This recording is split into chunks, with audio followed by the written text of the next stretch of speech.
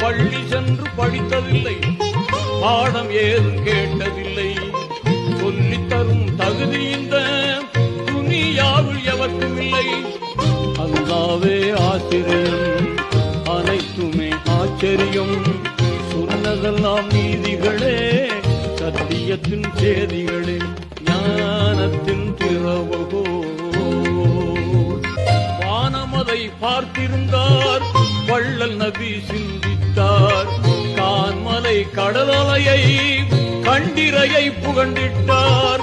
வானமதை பார்த்திருந்தார், வள்ளல் நபி சிந்தித்தார்.